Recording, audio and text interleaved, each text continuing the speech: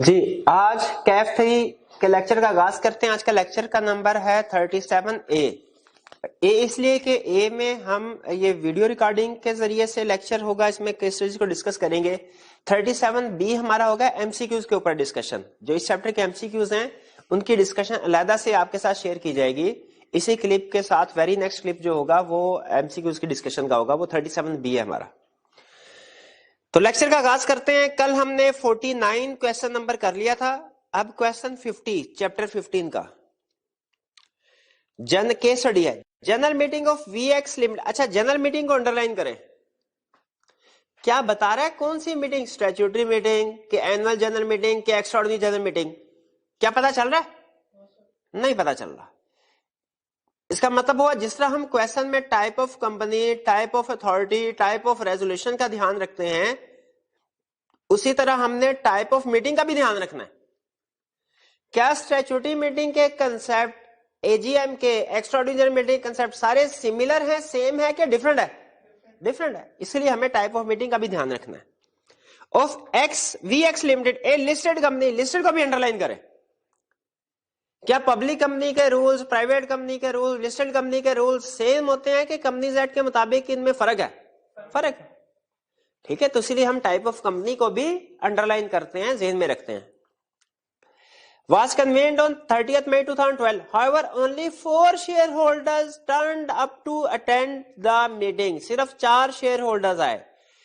Explain how VX Limited should deal with the above situation in the light of companies. भाई 4 shareholder तो क्या मसला है? करवा ले मीटिंग? नहीं करवा सकते। हाँ, लिस्टेड कंपनी है तो लिस्टेड कंपनी की जनरल मीटिंग का कोरम क्या है? 4 or 1/3 विच एवर इज। ये नहीं है, ओ सॉरी, ये तो कौन सी मीटिंग का था? बोर्ड मीटिंग का। ये तो बोर्ड ऑफ डायरेक्टर्स की मीटिंग का कोरम मैंने बता दिया। तो लिस्टेड कंपनी का कोरम क्या है? 10 member present with 25% voting power. तो कोरम पूरा नहीं है। एग्रीड? इसका मतलब है लिस्टेड कंपनी से हमें यह पता चल गया कि लिस्टेड कंपनी का कोरम बताना है। अगर लिस्टेड नोट ना करते तो हम पता नहीं किस कंपनी का कोरम बता देते। लिस्टेड। फिर इसके बाद दूसरा, अच्छा अब अगर कोरम प्रेजेंट नहीं है तो क्या होना चाहिए? अगर मीटिंग कॉल की है मेंबर्स ने तो डिसॉल्व हो जाना चाहिए। अगर मीटिंग कॉल की है डायरेक्टर्स ने, अगर if meeting is requisitioned by members, dissolve हो जाए। इफ कॉल्ड बाय डायरेक्टर्स तो फिर एडजॉर्न होगा। ठीक है। अच्छा, अब इसमें मुझे बताइए हम कौन से वाला पॉइंट लिखेंगे? मेंबर्स वाला लिखेंगे, डायरेक्टर्स वाला लिखेंगे कि दोनों?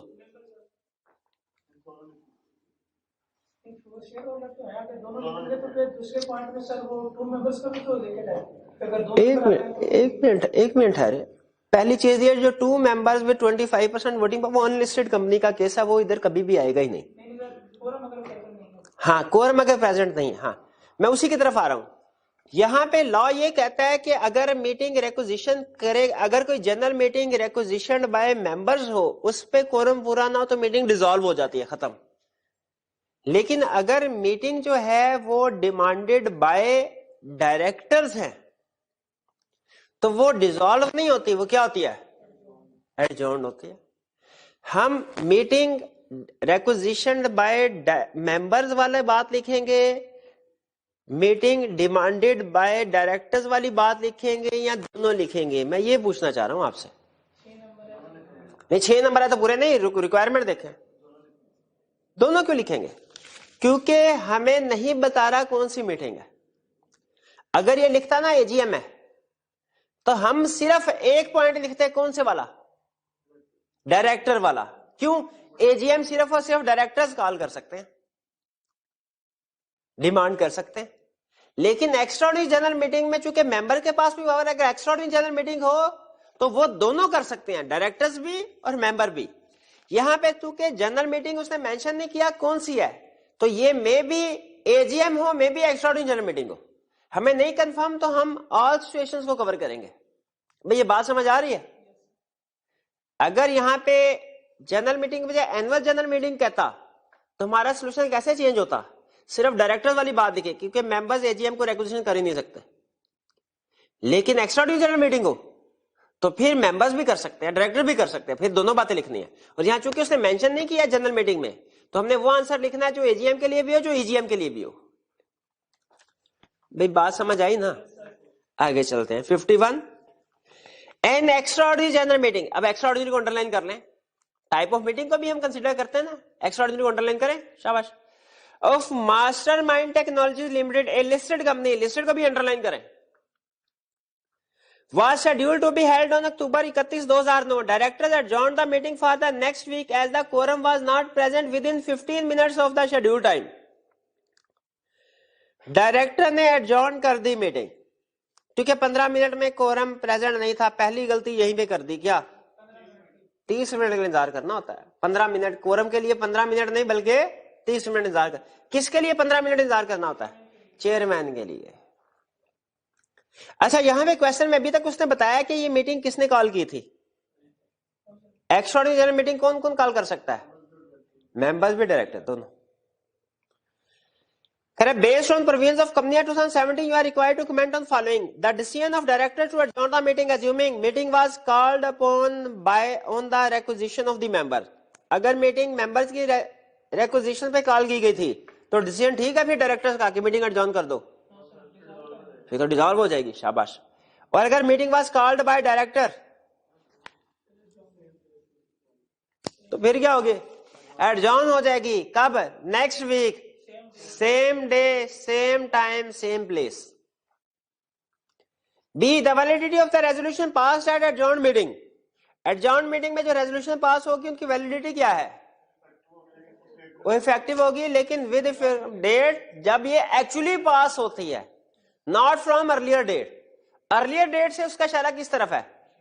ओरिजिनल मीटिंग की डेट पे नहीं बल्कि एडजॉर्न मीटिंग की डेट पे उसका डिसीजन होगा। वो कौन सा डिसीजन है जो होता बाद में है लेकिन ओरिजिनल मीटिंग पे अज्यूम किया जाता हुआ?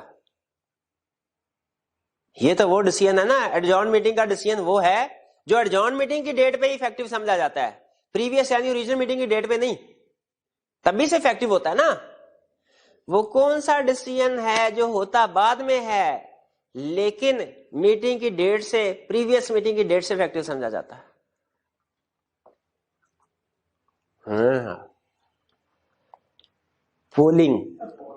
पोलिंग का जो डिसीजन होता है वो बाद 14 दिन में है, बाद में, लेकिन वो डिसीजन कब से इफेक्टिव समझा जाता है?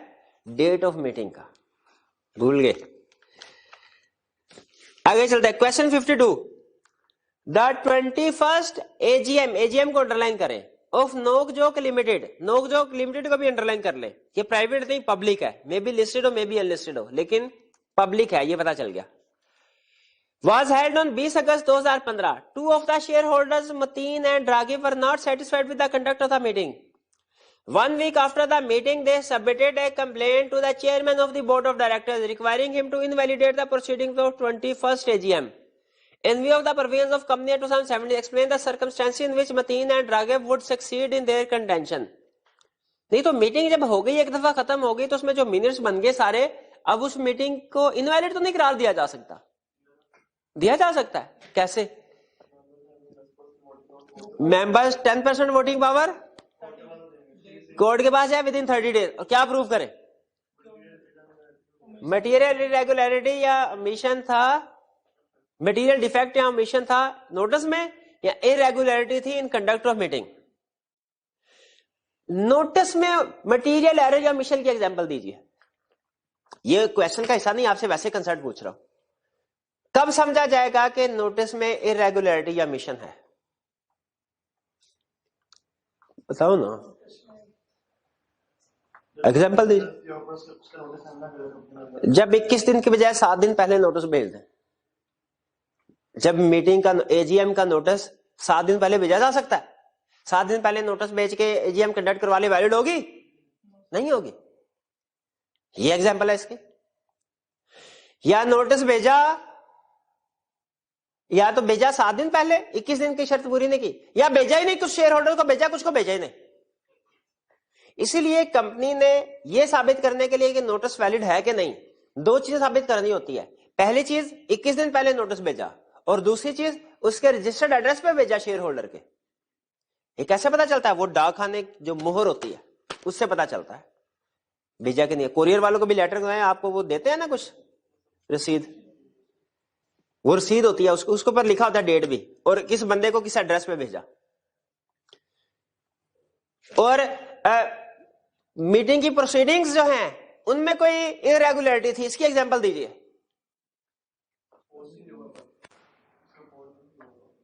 हाँ, उसने पोल कहा था, वो पोलिंग नहीं हुई। किसने पोल कहा था? वो 10% वोटिंग पावर वाले ने, चेयरमैन ने नहीं करवाया। ये किसी एग्जांपल है। दूसरी एग्जांपल क्या है? कोरम रिप्रेजेंटेटिव को नहीं बिठाया, शाबाश। और कोरम पूरा नहीं था फिर भी मीटिंग करवा ली, उन्होंने कहा करो मीटिंग देखी जाएगी। तो ये वो एग्जाम्पल है जब इरेगुलरिटी होती है मीटिंग में या डिफेक्ट होता है नोटिस में। समझ आ गई ये बात? एग्जाम्पल इसलिए दी कि स्टडी में यूज कर सकता है। हाँ, chairman of board of director. क्या chairman of board of director को कंप्लेन लॉन्च करेगा तो वो उसका मसला हल हो जाएगा? चेयरमैन कौन होता है भाई? ये जनरल मीटिंग की प्रोसीडिंग्स को इनवैलिड करा देना, एक ही रेलिवेंट अथॉरिटी है, कौन सी? कोर्ट। हाँ बिल्कुल गलती है, उसे बताएंगे। अब भाईजान चेयरमैन के पास नहीं जाना, कोर्ट के पास जाना है। With in 30 days of meeting जाना है। 10% वोटिंग पावर होनी चाहिए। और साबित क्या करना है? ये 4 चीजें लिखनी है, 4 पॉइंट लिखने आपने। कौन जाएगा, कब जाएगा, किसके पास जाएगा, क्या साबित करेगा, फिर हमारा क्वेश्चन कंप्लीट होगा। हर एक चीज के उसने नंबर रखे होते हैं। पोल और वोटिंग वाले पॉइंट पे चले गए? नहीं नहीं नहीं नहीं नहीं नहीं नहीं नहीं, यहां पे तो शो ऑफ हैंड का कोई जिक्र कर ही नहीं रहा। आगे चलते हैं। क्वेश्चन 53, ये क्वेश्चन अटेम्प्ट किया आपने? डिस्कस करते हैं। AGM of trade limited was held at 11:25 सुबह के on 10 November 2015। Certain share holders have launched following complaints with the company secretary. ये कुछ कंप्लेन्स लॉन्च किया कुछ शेयर होल्डर ने। अब वन बाय वन हम कंप्लेन का एनालिसिस करेंगे, क्योंकि पार्ट ए की रिक्वायरमेंट पार्ट ए में कह रहा है comment on validity of each of the above complaints. Validity में कमेंट करना है। पहला, notice of AGM was not received by them although they are resident in Pakistan and their registered address have also been provided to the company। कुछ share holder कहते हैं sir हमें notice मिला ही नहीं, हालांकि हम पाकिस्तान के रेजिडेंट, एड्रेस भी पाकिस्तान का दिया था, पाकिस्तान से बाहर का एड्रेस दिया था, फिर नोटिस भेजना लाजमी नहीं था। पाकिस्तान रजिस्टर्ड एड्रेस में पाकिस्तान होना चाहिए, पाकिस्तान में। तो बताइए मीटिंग वैलिड कि इनवैलिड? वैलिड है, प्रोवाइडेड कंपनी 2 चीजें साबित करे। क्या? एक चीज में रखिएगा, कंपनी का नोटिस सेंड करना अलग चीज है, शेयर होल्डर का नोटिस रिसीव करना अलग चीज है। कंपनी ने नोटिस सेंड तो कर दिया लेकिन शेयर रिसीव नहीं हुआ, इससे कोई मसला नहीं है। ये कंपनी का फॉल्ट नहीं है, ये कोरियर वालों का फॉल्ट है। उन्हें एड्रेस नहीं मिला या उसने एड्रेस सही नहीं लिखा, उसका फॉल्ट है। कंपनी ने साबित करना होता है 21 दिन पहले नोटिस भेजा था एटलीस्ट, और सर्व कर दिया गया है, मतलब पाकिस्तान में जो एड्रेस उस पर हमने सेंड कर दिया था उसका सबूत होता है वो कागज जो कोरियर वाले देते हैं, या वो रजिस्टर्ड डाक करवाएं तो वो देते हैं। तो वो एविडेंस आपके पास है तो उसका मतलब है मीटिंग भी वैलिड है। हाँ, अगर इनमें से कोई एक बात भी साबित हो जाती है कि इन्होंने सेंड नहीं किया था नोटिस शेयर होल्डर, या वो 21 दिन से कम अरसे का नोटिस था, तो फिर मीटिंग वैलिड नहीं होगी। पहला क्लियर हुआ? आपने सिर्फ ये नहीं बताना मीटिंग वैलिड के इनवैलिड, आगे उसकी रीजन भी बतानी है, ठीक है। लीगल प्रोविजन में हम लिख देंगे एक्सीडेंटल ओमिशन से है वो मीटिंग की प्रोसीडिंग्स को इनवैलिड करार नहीं देता। हाँ, अगर तो ये लिखेंगे कि अगर कंपनी ने 21 दिन पहले नोटिस सर्व कर दिया रजिस्टर्ड एड्रेस पे तो मीटिंग वैलिड है, कोई इश्यू नहीं है।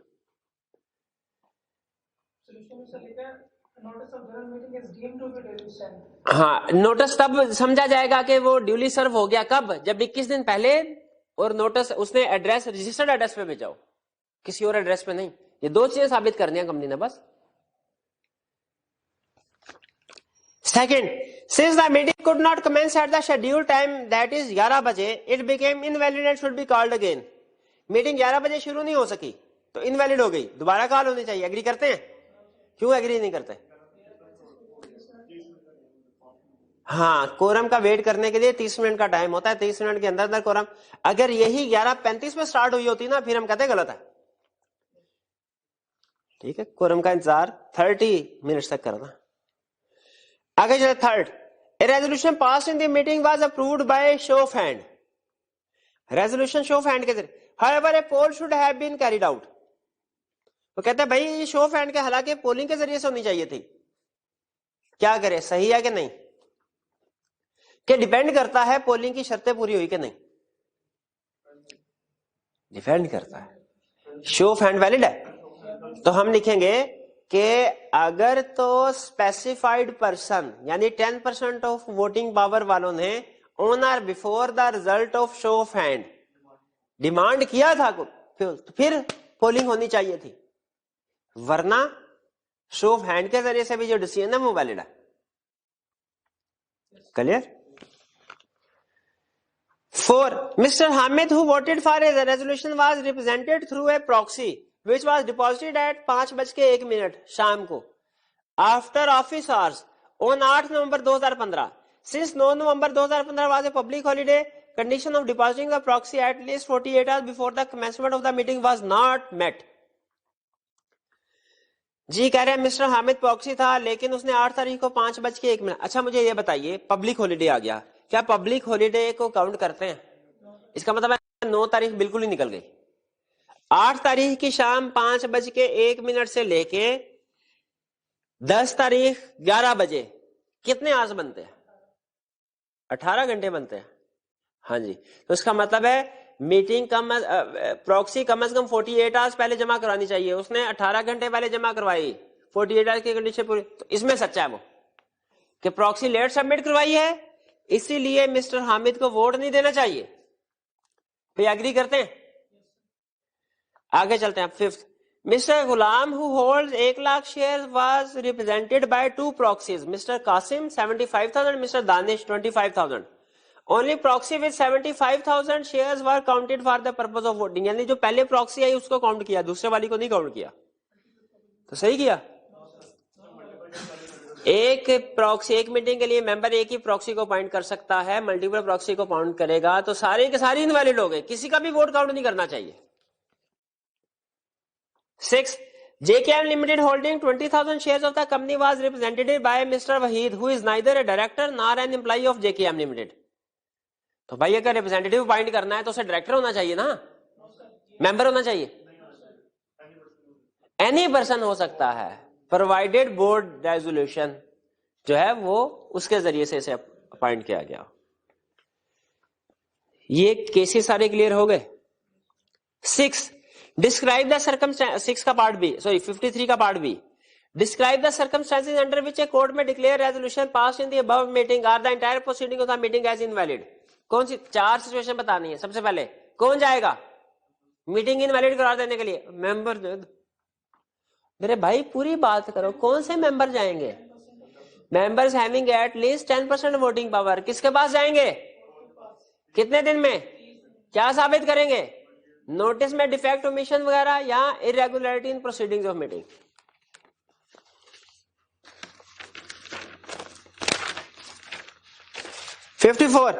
Describe members rights regarding minutes of proceedings of the general meeting. Member के क्या राइट हैं regarding minutes of the meeting? Regarding meeting नहीं, रिगार्डिंग मीटिंग कहता है ना एजीएम, तो हम कहते हैं उसका राइट है to attend, to speak and to vote at general meeting, to be counted for quorum, to appoint proxy. ये राइट्स है उसके। मीटिंग के हवाले से नहीं पूछ रहा, किस हवाले से पूछ रहा है? मिनट्स के हवाले से। तो 2 राइट हैं, मिनट्स को इंस्पेक्ट भी कर सकते हैं, कॉपी। अच्छा दोनों में फर्क समझ आ रहा है आपको? इंस्पेक्ट करने का मतलब क्या है? उधर लाइब्रेरी रूम में जाके बैठ के खुद पढ़ ले, और कॉपी का मतलब क्या है? कॉपी ले ले। इंस्पेक्ट करने के लिए वो किसी भी दिन 2 घंटे के लिए जा सकता है, फ्री ऑफ चार्ज इंस्पेक्शन होगी, ठीक है। लेकिन कंपनी रीजनेबल रिस्ट्रिक्शंस इंपोज कर सकती है, जैसे कम से कम 2 घंटे के लिए उसे अवेलेबल करना चाहिए मिनट्स को। और कॉपी में मीटिंग के साथ, अच्छा ये याद आ गया मुझे, इंस्पेक्शन ऑफ मीटिंग के नीचे पेज 314 के ऊपर लिखा हुआ आफ्टर 7 वर्किंग डेज। ये 7 वर्किंग डेज दोनों पॉइंट के साथ है, इंस्पेक्शन के साथ भी, कॉपी के साथ भी। असल में इसको कॉपी के साथ कर ले, इंस्पेक्शन आप किसी भी वक्त कर सकते हैं। कॉपी लेने के लिए आपको मीटिंग के 7 दिन के बाद जाना पड़ेगा, और जब 7 दिन के बाद जिस दिन रिक्वेस्ट फाइल करेंगे उसी दिन नहीं कॉपी मिल जाएगी, अगले 7 दिन के अंदर मिलेगी। तो 7 वर्किंग डेज जो है वो कॉपी वाले के साथ है, इंस्पेक्शन वाले के साथ नहीं है। 54 clear? 55 discuss provisions contained in company relating to maintenance of minutes of the general meeting of the company. 8 number, पता नहीं पुराने जमाने में शायद कोई होते होंगे इतने ज्यादा रूल्स मिनट्स के, हमारे जमाने में तो मिनट्स से रिलेटेड जो रिक्वायरमेंट्स है वो बहुत सिंपल है। क्या? हाँ। अच्छा, वैसे इसने मुझे बताइए इस क्वेश्चन को पढ़ के, रिक्वायरमेंट कहा है relating to maintenance of minutes, ठीक है, मिनट्स की मेंटेनेंस, तो इसमें इंस्पेक्शन और ऑथेंटिकेशन और प्रिजर्वेशन ये सारे पॉइंट आएंगे या कि कोई एक आएगा? क्या कहते हैं आप? 8 नंबर है तो सारे आना एक ही। कौन सा पॉइंट? अगर मार्क्स को इग्नोर कर दें जो हमने इग्नोर कर दिया, रिजर्वेशन वाला कि मेंटेन करेंगे, फेयर समरी बनाएंगे जो कंपनी के रजिस्टर्ड ऑफिस में रखी जाएगी। अगर फिजिकल फॉर्म में इसको 20 साल तक रखना है और इलेक्ट्रॉनिकली इसको परमानेंटली, ठीक। मेंटेनेंस ऑफ मीटिंग में तो सिर्फ यही कंसेप्ट आ रहा है। आगे 56 केस स्टडी है। Mister Deen Shah holding 13.5% shares in ABC limited gave notice of resolution to the company. ABC limited को अंडरलाइन करें। क्या पता चला इससे? एबीसी लिमिटेड से क्या पता चला? पब्लिक है कि प्राइवेट है? Public company. लिस्टेड है कि अनलिस्टेड है? ये नहीं बता सकते। शाबाश। Give notice of resolution to company on May 17, 2008 proposing to appoint M&T associates in place of existing share registrar of the company. अब भाई मेंबर तो रेजोल्यूशन के लिए नोटिस दे नहीं सकता। रेजोल्यूशन क्या क्या पास होगी मीटिंग में तो डायरेक्टर ने डिसाइड करना होता है, मेंबर्स ने थोड़ी करना होता है। ऐसा ही है ना भाईजान? एक लगाए इनको,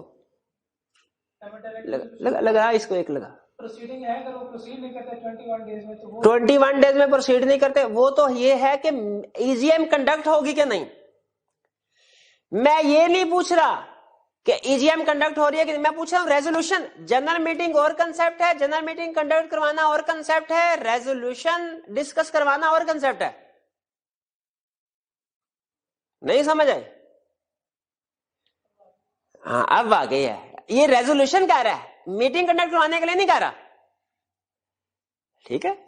रेजोल्यूशन कह रहा है कि तो क्या मेंबर्स की तरफ से रेजोल्यूशन आ सकते हैं कि मीटिंग में ये चीज भी डिस्कस करें? कंडीशंस क्या हैं? 10% 7 डेज लगाइए इसको, 7 डेज वाले को लगाइए, एक लगा इसको, लगा धीरे से। हाँ, 10 दिन पहले 10% वोटिंग में मीटिंग से 10 दिन पहले उन्होंने नोटिस भेजना। The resolution was to be considered at AGM scheduled for May 30, 2008। मई 30 को मीटिंग थी तो उसने मई 17, 21 दिन पहले नोटिस नहीं भेजा, तो ये तो इनवैलिड हो गया। मेंबर ने कंपनी को नोटिस 21 दिन पहले नहीं ना भेजा। हाँ, रेजोल्यूशन की बात हो रही है। नोटिस की बात हो रही है 10 दिन पहले। हाँ, रेजोल्यूशन 10 दिन पहले। शाबाश। वो तो कंपनी ने 21 दिन पहले मेंबर्स को नोटिस भेजना ना कि सर जी इस दिन मीटिंग है। अगर उस नोटिस को पढ़ के किसी मेंबर को लगे यार इसमें एक रेजोल्यूशन और ऐड होनी चाहिए जो नहीं ऐड की, तो वो 10 दिन पहले तक भेज सकता है। उसके लिए 21 दिन नहीं है। मेंबर से जो रेजोल्यूशन के लिए रिक्वेजिशन आएगी, रेजोल्यूशन ये भी ऐड करवाएं, वो 10 दिन की रिक्वायरमेंट है उसकी। तो इसका मतलब है इसने सही टाइमली रिक्वेजिशन सबमिट करवा दी है। इसका मतलब क्या है? 30 को मीटिंग थी, 10 दिन पहले रिक्वेजिशन जमा करवानी थी ना, उसने कब करवाई? 17 को, 13 दिन पहले, तो ठीक है, रिक्वायरमेंट पूरी। Company could not circulate the proposed resolution among members. Company इसको सर्कुलेट नहीं करवा सकी। Valuate the above situation in the light of provisions of companies act. भाई 10% वोटिंग पावर भी है उसके पास, 10 दिन पहले उसने रेजोल्यूशन तो क्यों नहीं करवाई तुम लोगों ने? ये तो कंपनी का फॉल्ट है, ठीक है, क्योंकि स्पेसिफिक दोनों रिक्वायरमेंट पूरी कर रहा है वो रेजोल्यूशन के लिए। 10% वोटिंग पावर भी है और 10 दिन पहले मीटिंग।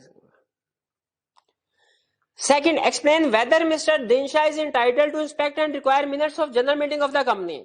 भाई कोई भी मेंबर चाहे जितने मर्जी शेयर हो उसके पास एक भी शेयर हो ना, वो जनरल मीटिंग के मिनट्स को इंस्पेक्ट कर सकता है, उसकी कॉपी भी ले सकता है। किस मीटिंग के मिनट्स नहीं ले सकता मेंबर? मेंबर्स मीटिंग नहीं ले सकते। कोई एक मेंबर जो है किसी कंपनी का, वो कंपनी की कौन सी वाली मीटिंग के मिनट्स नहीं ले सकता? बोर्ड ऑफ डायरेक्टर्स में डायरेक्टर्स की मीटिंग के मिनट्स नहीं ले सकता। अच्छा ये बताइए, डायरेक्टर्स की मीटिंग के मिनट्स सिर्फ उन डायरेक्टर को भेजे जाते हैं जो मीटिंग अटेंड करते हैं, या सबको भेजे जाते हैं? सबको। जब वो रिक्वेस्ट करें तब, के रिक्वेस्ट किए बगैर ही भेज दिए जाते हैं? बताएं। रिक्वेस्ट के बगैर ही भेज दिए जाते हैं। मेंबर्स को मिनट्स रिक्वेस्ट करे तो फिर देते हैं, डायरेक्टर्स को रिक्वेस्ट के बगैर ही भेज दिए जाते हैं 14 दिन के अंदर। 14 दिन के अंदर था या 7 दिन के अंदर था? नहीं याद रहा, पक्की बात है? फिर तुक्का चला, आपके मुंह पे लिखा हुआ तुक्का चला है। तो जाके देखना है आज कि सर ने तो 14 दिन कहा था, मुझे कंफर्म नहीं था, तो देखना कि कौन सही था, मैं कि आप। आगे चलते हैं। In what manner are proceedings of director और general meeting required to be recorded and kept? To be recorded and kept, kept का मतलब क्या है? मेंटेन करना है, फिजिकल या इलेक्ट्रॉनिकली। और टू बी रिकॉर्डेड का मतलब क्या है कि कैसे रिकॉर्ड? भाई फेयर समरी रिकॉर्ड करनी है, जो भी मीटिंग में जो प्रोसीडिंग्स हुई है उनकी fair summary, accurate summary prepare करनी है और रजिस्टर्ड ऑफिस में मेंटेन करनी है। ठीक है, तो ये हमारे क्वेश्चन थे। क्वेश्चन सारे चैप्टर 15 के कंप्लीट हो गए। चलिए अब हमारा इस चैप्टर 15 में रह गया है एमसीक्यूज की डिस्कशन, और चैप्टर 14 के भी एमसीक्यूज की डिस्कशन है। ठीक है, तो ये दोनों अलहदा अब लेक्चर अलहदा फाइल की शक्ल में आप लोगों के साथ शेयर की जाएगी। ठीक है, तो आज के लिए हमारा लेक्चर 37A इतना ही। अब इसके बाद आप लेक्चर 37B में एमसीक्यूज की डिस्कशन जो है उसको व्यू कीजिए। आज का लेक्चर यहाँ पे खत्म करते हैं। अल्लाह हाफिज।